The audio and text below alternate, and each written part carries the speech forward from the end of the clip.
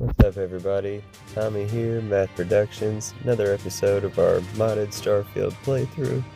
And we're starting out with some action here, trying to evade some bounty hunters. Gotta love that wanted trait. If you would, subscribe to the channel, it helps me out a lot, I greatly appreciate it. I hope you like the video. If you do, hit that like button. And as always, you can let me know in the comments what you think, what you want to see, all the above, right? So we're getting back to it here, we're back, heading towards the lodge. We're going to talk to Sam real quick, just because it popped up in the activities that he wanted to talk to us. But our main goal here today is to talk to Walter and start the All That Money Can Buy quest, still following the main quest line with Constellation.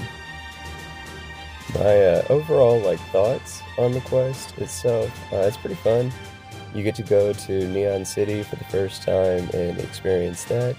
It's got its own unique aesthetic within the settled systems and tons of fun, right? But also, in my opinion, a whole lot of long talking sequences where you yourself as the player character are not necessarily even actively involved. You're just kind of observing, and a couple of them are like personal interactions, not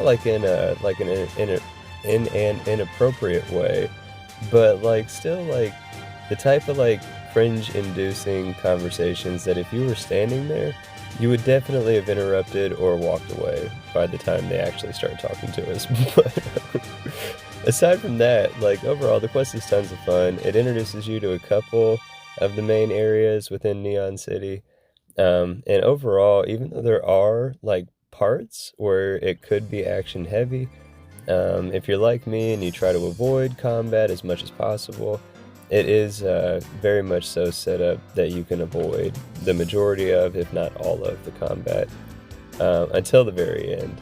I won't spoil too much, but it is a pretty big spoiler. Let's just say by the end of this episode, if you stick with me to the end here, we do introduce the death counter for the first time.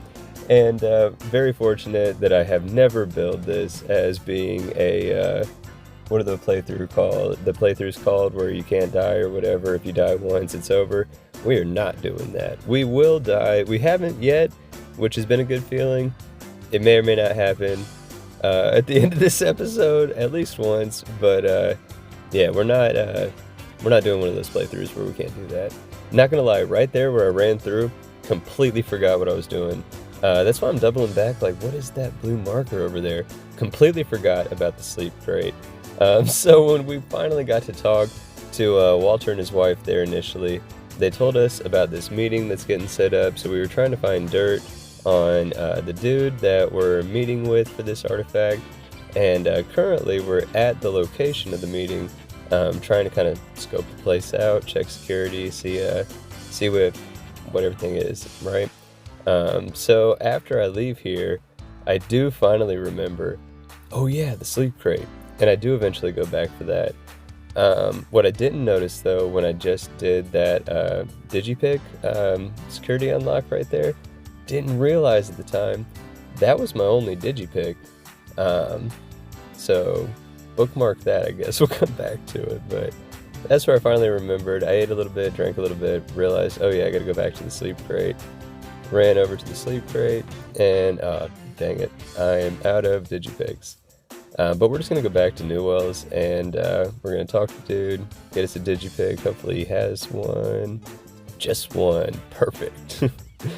We'll go back to the sleep crate. We'll get this thing unlocked. Hopefully I didn't jinx myself, but and yeah, there we go. So now we got the dirt that we needed on the buyer.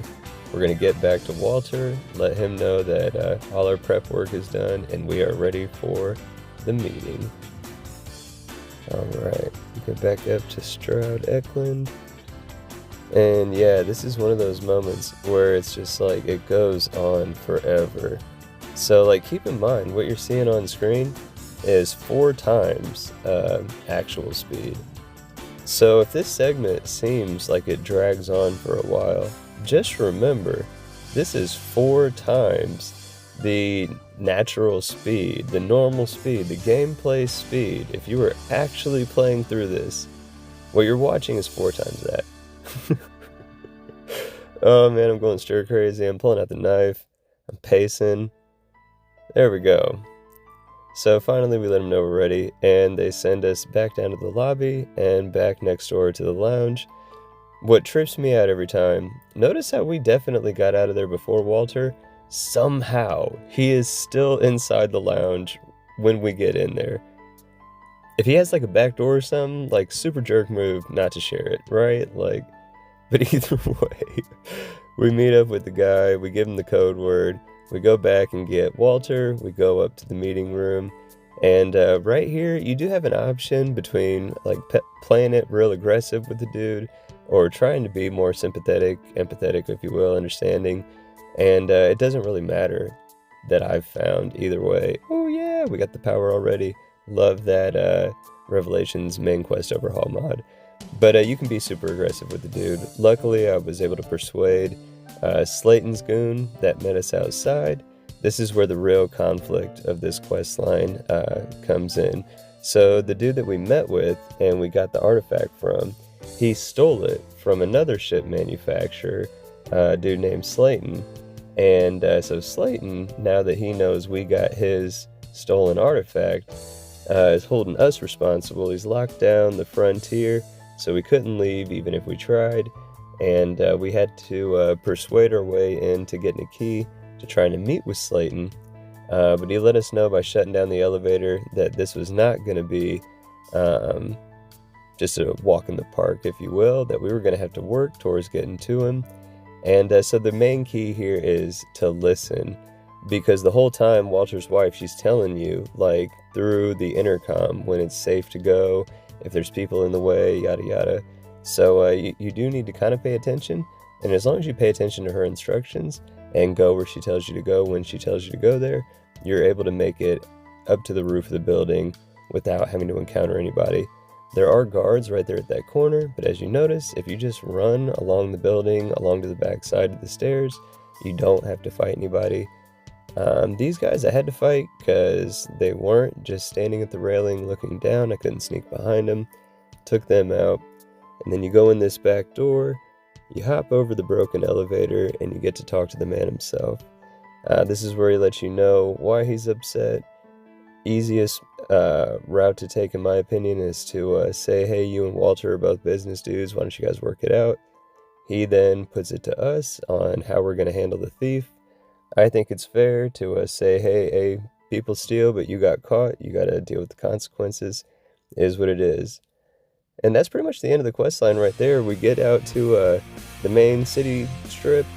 We get back up to the security checkpoint and make our way out to the landing pad. What truly ends the mission is when you get into the cockpit, you're able to talk to Walter. He gives you a reward. It's an okay gun. That completes the mission technically and starts like a sub, like it's technically the next step of the mission. It's called Starborn.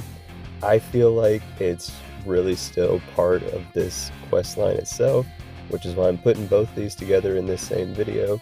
But this is where you get introduced to the Starborn directly, and they let you know directly that they are not cool with you getting these artifacts. I messed up strategically. I took everything out of my engines at the start, and I tried to put it all in the grab drive. I was a lame duck just sitting there motionless. You see me trying to deploy emergency repair bots. They're already in action. Oh, no. Like I said, this isn't a permadeath run or whatever. Like, we're gonna keep going. But man, I had a good streak going without any sort of death count or anything like that. But it is what it is. You see it in the top left corner. I'll keep that there now throughout. And every time we make a bad decision, we'll add to the counter.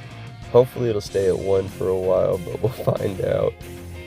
As I'm playing through, you guys have already seen this, I basically do the exact same thing. Only difference is once I get to the top here, the 2 security guards that I took out the first run through, they're in a position where I don't have to this run through. Other than that, same dialogue option choices, all the above.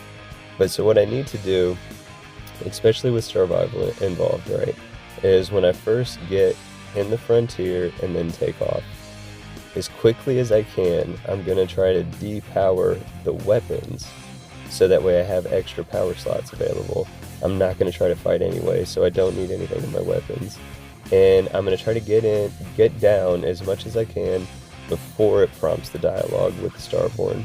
And then immediately at the end of that, once I choose to start evasive maneuvers, yada yada, I'm going to finish out emptying all the power of my weapons. I'm going to power up my engine entirely, and then I'm going to power up my grav drive with everything that I have left. I'm going to quickly hop over to the navigation screen and try to grab jump over to the nearest system, probably just Nisoi. It's on the way back to the lodge. Yeah, booster right away. Look at our little D class. It hit almost like 900 speed. I wanted to say miles per hour. I know it's not that. But so we made it that time, right? Instead of sitting there like a lame duck, like a dummy Tommy, and just taking those bullets until it was done, we made sure that we had enough juice in the engine, that we jetted out of there far enough away from their initial attack, that we had enough time with the extra power put in the grav drive. We burned a whole lot of charge, which we're going to have to deal with that at a later time. But we made it back to the lodge. The whole gang's together. We gathered an emergency meeting. We had Noelle look at the readings from the frontier, where she was able to see the readings from the Starborn ship. And we gathered everybody together. She lets us know. We all talk about this threat. And we kind of decide what we think. I guess we don't decide. We debate on what we think it might be. There's a couple different options. People think it might be humans. People think it might be aliens. Mateo draws likenesses to like an angel guarding sacred knowledge. So all fun theories to debate. Let me know in the comments what you think, or what you thought at this point the Starborn might be. Obviously with Shattered Space coming, hopefully we might get some more Starborn lore in the near future. But yeah, that's the end of the All That Money Can Buy, and technically the Starborn quest from the main quest line. We went ahead and added another level in our commerce skill. We're going to grab some food and water real quick. A little tip for Starvival: since when you overeat and drink, it increases your satiation or whatever. If you overload on it and then sleep, that'll automatically drop down while you're sleeping. So you can refill your energy while taking some of those negatives. Once you sleep and wake up, it's like only the benefits remain. So I hope you enjoyed the episode. Take care till next time.